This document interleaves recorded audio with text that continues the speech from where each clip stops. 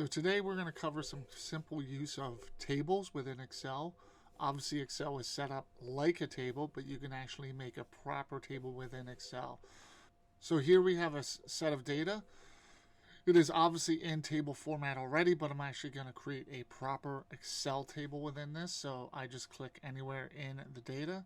I click on the Insert tab and then I click Table.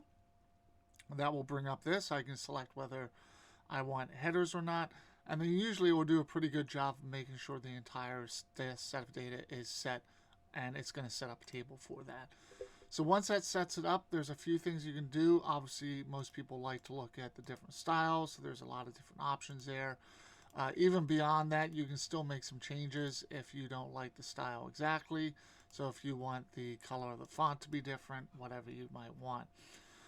But once you've got that table set up, you'll actually see at the top there's a table design tab that exists.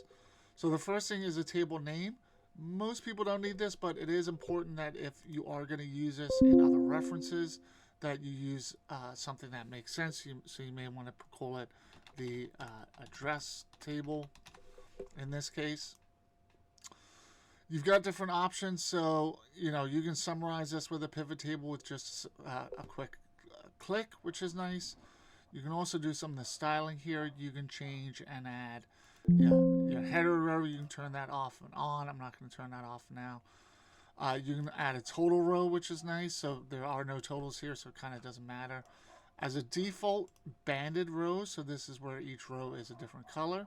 It comes up, but you can also do banded colors. Now, obviously, using those together is a little strange, but you use banded columns if that's the same, if that's more important. So there's different options here for different table styles. You can also convert this to a range. So you can convert this back just to a normal range. So this has none of the table options now.